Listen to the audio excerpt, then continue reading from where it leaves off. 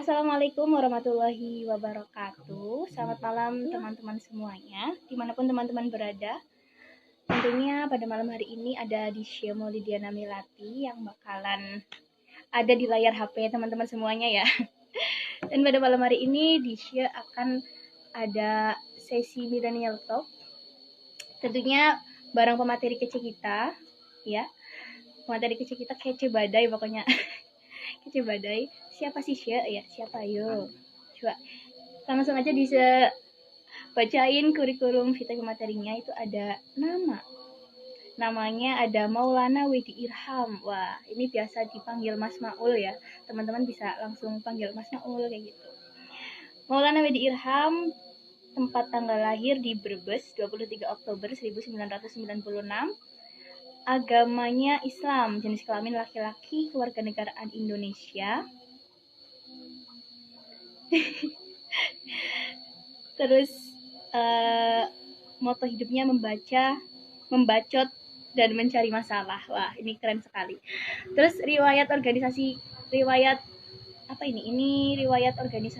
itu riwayat pendidikan dulu. Ini ada di TK Al Husna Jakarta Selatan tahun 2000 sampai 2002, SD Negeri 10 Petukangan Utara Jakarta Selatan, SMP Negeri 1 Sirampok pada tahun 2008 sampai dengan 2011, SMA Islam Taklumul Huda Bumiayu pada tahun 2011-2014, dan sekarang di UIN Sunan Gunung Jati Bandung masuk tahun 2015 sampai dengan sekarang. Terus pengalaman organisasinya di SMAI itu SMAI Basketball, itu ketua. Terus di BCCF atau Bumiayu Creative City Forum itu di bidang sastra tahun 2017 sampai dengan sekarang. Terus BEMA Universitas Negeri Bandung bidang Kominfo tahun 2017 sampai 2018. Pengurus Pusat Forkomnas KPI sebagai bendahara pada tahun 2017 sampai 2019. Terus sebagai ketua tahun 2019 sampai dengan sekarang. HMJ KPI UIN Bandung bidang pengembangan aparatur organisasi itu pada tahun 2017 sampai 2019. Terus pergerakan mahasiswa Islam Indonesia ketua 2 pada tahun 2017-2018, bidang pengembangan aparatur organisasi tahun 2018 sampai dengan sekarang. Prestasinya banyak banget, tapi dicoba-cobain 3 aja ya. Itu prestasinya yang pertama ada basket tingkat Kabupaten Brebes juara 1. Wah, tepuk tangan dong, tepuk tangan, yeay. Terus juara 1 lomba cipta puisi Hari Anak tahun 2015, dan juga nominasi 100 puisi sebuku bersama Sabian tahun 2018. Oke, tanpa basa-basi lagi, mari kita sambut materi kece badai kita. Ada Mas Maul. Yeay, Mas Maul. Ayo Mas, ini Mas duduk dulu. Aduh. Ya, sekarang Disha udah bareng Mas Maul. Ya Mas Maul, gimana kabarnya? Ya, alhamdulillah baik, sehat. Alhamdulillah. Masih dilindungi dari corona lah. Iya, coronavirus ya. Didekatkan sama yang serius. Aduh, amin gitu dong. Amin. Amin ya. Tentunya Mas Maul ini ya perlu teman-teman tahu juga. Alhamdulillah kenapa kok Disha bareng sama Mas Maul sih kayak gitu ya. Ntar kita tanya-tanya. Dari kemarin soalnya sesinya itu live barengnya 2 Instagram masih. Nah, sekarang kita satu Instagram duduk berdua kayak gini. Semoga teman-teman nggak curiga. Karena ternyata Mas Maul ini rumahnya di Sirampok, guys. Sirampok itu Sirampok City. Ya, Sirampok itu kecamatan paling kece ya, Mas. Ya, bisa dibilang begitu. Paling sejuk, dan ini kita tetanggaan alhamdulillah, jadi bisa main bareng kayak gitu. Gimana nih Mas Maul, lagi sibuk ngapain hari ini dan sekarang atau besok? Alhamdulillah kalau aku sih sekarang paling kita sibuk karena lagi di rumah aja ya. Jadi aku tuh lebih sibuk kayak buat nanem tanaman tapi yang sifatnya hidroponik. Karena kan belakangan ini aku di Bandung, jadi aku pikir perlulah kita tetap bertanam dan memenuhi gizi dari masyarakat secara luas, tapi di keterbatasan lahan. Makanya ya aku mau coba buat bertanam hidroponik di rumah dulu sebelum nanti kalau misal aku udah balik lagi ke Bandung buat nyelesain skripsi dan yang lain-lain, atau mungkin nanti setelah lulus hijrah kemana kan Aduh. aku nggak tahu. Iya. Jadi ya seenggaknya kita selama di rumah aja produktif lah, nggak diem mulu gitu. Walaupun di rumah aja tetap ada kegiatan ya Mas Ya, ya, harus. tentunya harus. Nah itu terkait kita di rumah aja nih Mas, tentunya kan semua komunikasi, semua interaksi kita via online akhir-akhir Iya, ini. iya. Nah terus tanggapan Mas Maul terkait kondisi seperti itu gimana Mas? Karena kan banyak, khususnya kita ya orang-orang organisasi, tentunya banyak kegiatan-kegiatan yang sifatnya diskusi online, terus juga Iya. ada eh, rapat-rapat online kayak gitu. Itu gimana Mas tanggapan dari Mas Maul sendiri? Kalau aku sih gini ngelihatnya, oke mungkin hari ini dengan kemunculan teknologi, media, dan berbagai macam kanal informasi, otomatis kita terbantu kan. Karena yang tadinya sangat jauh, akhirnya bisa kita sentuh dengan satu jempol atau beberapa kali jentik aja kita udah bisa saling sapa satu sama lain. Cuma kan yang kemudian menjadi kekurangan dengan adanya kemajuan dari teknologi ini, akhirnya kan kita nggak bisa face to face nih, kita nggak bisa tatap muka, kita nggak tahu siapa lawan bicara kita, kemudian kita nggak tahu bagaimana dia menangkap informasi yang kita sampaikan. Kan kalau kita berbicara komunikasi kan di sana ada komunikator, kemudian ada media, kemudian ada noise, dan kemudian ada komunikanya, dan ada feedbacknya di terakhir. Nah ini kan yang menjadi problem di noise-nya gitu. Ya kita tahu kekuatan internet di Indonesia ternyata masih rendah ya dibanding negara-negara lain. Ini menjadi noise yang pertama mungkin, karena nanti ada teman-teman yang mungkin bisa kita akses dengan cepat, atau ada yang di waktu-waktu tertentu, atau ada yang menunggu beberapa waktu lama kemudian baru bisa kita sapa atau yang lainnya. Kemudian juga dengan komunikasi yang hari ini menjadi face to layer, akhirnya kan kita nggak tahu nih mimik wajahnya, kemudian gimana orangnya, terus gerak-gerak tubuhnya ketika kita sedang berkomunikasi, karena kan itu masih jadi bagian dari kita berkomunikasi kan. Nah ini yang jadi kadang muncul miskom yang ya aku pikir kita nggak pernah tahu di sana gitu loh.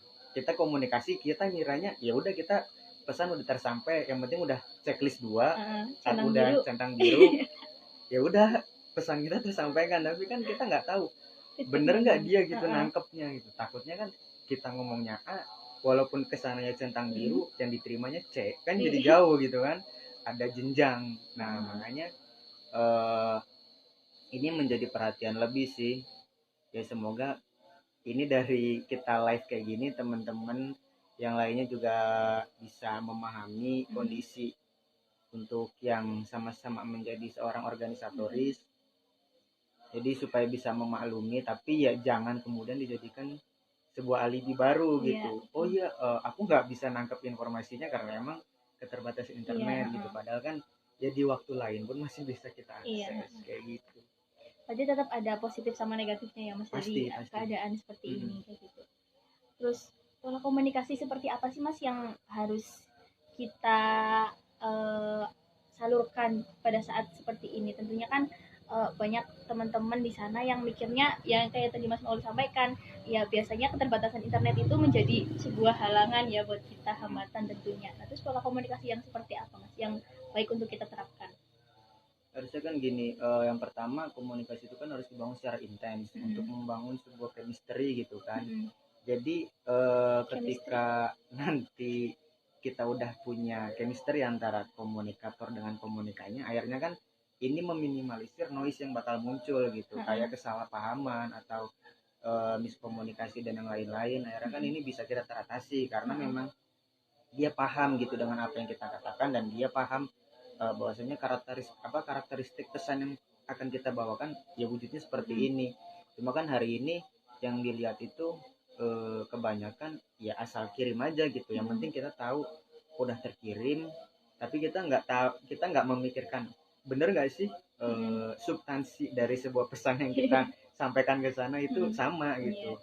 Kan kadang-kadang itu menjadi problem. Makanya yang pertama kita harus bangun secara intens, kemudian membangun chemistry terhadap lawan bicara kita, supaya itu untuk mencegah dismiss pesan kayak gitu. Terus ada lagi nih Mas, pola komunikasi buat kita para mahasiswa ketika membangun gerakan. Nah, khususnya gerakan pada masyarakat. Karena kita kan tentunya di rumah aja ya, jadi kita stay at home. Nah, terus pola komunikasi seperti apa gitu? Nah, kemarin itu kan ini sempat jadi sebuah pertanyaan dari teman-teman ketika aku mengisi diskusi di teman-teman IAIN Parepare. Gimana sih Bang, kita bikin gerakan di tengah pandemi ini, tapi kan kita sifatnya masih harus di rumah aja gitu, dan kita tahu keterbelakangan masyarakat kita juga masih banyak, terutama dari segi teknologinya.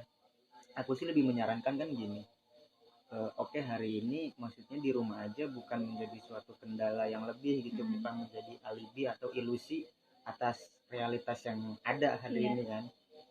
Maksud aku ya cobalah kita bangun komunikasi dengan RT RW, kemudian dengan aparat setempat. Ini kan fungsinya nanti untuk membangun kerjasama dulu kan antara kita dengan mereka, dan kemudian nanti untuk membantu komunikasi itu tersebar secara luas. Karena kan hari ini masyarakat khususnya yang ada di pedesaan ya, yang masih di daerah pinggir-pinggir, ini kan kadang mempercayai satu tokoh tertentu atau satu orang tertentu yang kemudian omongannya ini pasti bakal digugu atau didengar.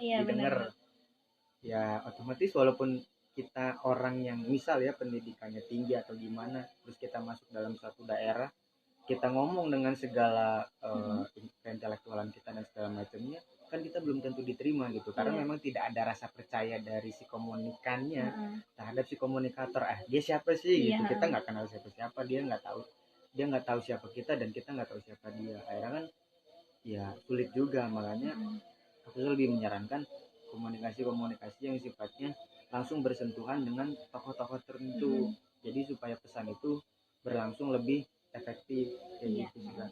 Jadi langsung turun ke orang-orang yang sudah dipercaya oleh masyarakat, ya harus seperti itu. Dan untuk pertanyaan selanjutnya itu ada problem komunikasi di dunia digital nih Mas.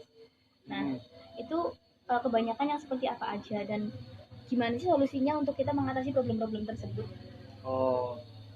Paling gini, kalau kita bicarain komunikasi di era digital, otomatis kan tadi yang udah aku sebutin, kita berubah dari yang face to face menjadi face to layer. Kita nggak tahu mimik lawan bicara kita, terus bahasa tubuhnya seperti apa.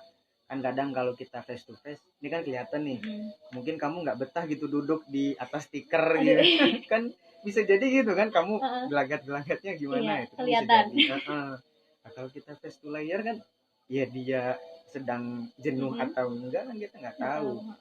Nah ini kan menjadi pembahasan yang penting. Kemudian yang menjadi riskan lagi di era digital hari ini kan, ini hoax. Hoax ini, waduh, aku sih melihatnya bahaya banget kan. Hari ini yang harus kita pahami kan begini, nalar kritis masyarakat kita tidak terbangun secara kokoh gitu loh. Terus minim sekali pengetahuan dan wawasan yang dimiliki masyarakat kita, yang akhirnya kan memunculkan sifat ketergantungan kita terhadap satu pokok pembahasan gitu loh. Jadi misal hari ini muncul berita atau informasi tertentu, ini menceritakan tentang kabar sebaran COVID atau jumlah kasus COVID di Indonesia 5.000 atau 100.000 gitu. Ya otomatis orang-orang yang nantinya tidak memiliki nalar kritis yang lebih, ya percaya gitu loh. Percaya dengan oh ini 100 nih, berarti kita harus waspada dan segala macam. Akhirnya kan timbul ketakutan di mana-mana kan. Wah, kita harus protek nih, kita harus ngumpet di rumah, kita harus sediain kebutuhan pokok selama pandemi dan segala macam. Nah, ini kan menjadi keterbelakangan kita dalam mengakses informasi kan. Harusnya kan kita bisa bersaing juga gitu. Kita tahu bahwasanya hari ini kita masuk di era digital, ya kita juga harus menguasai sebuah literasi media. Kita nggak bisa serta-merta aja hari ini memasuki segala informasi yang ada ke dalam diri kita dan kita telan mentah-mentah. Itu kan nggak bisa juga.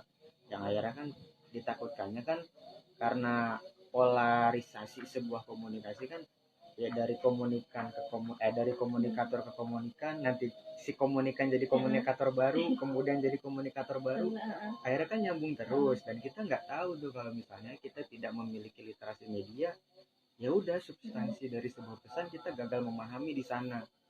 Makanya kan ini yang menjadi krisis kita di dalam bermedia dan di era digital ini, yaitu kita tidak memiliki nalar kritis yang lebih, kemudian pengetahuan kita rendah, kemudian kita juga malas untuk melakukan sebuah cross check gitu.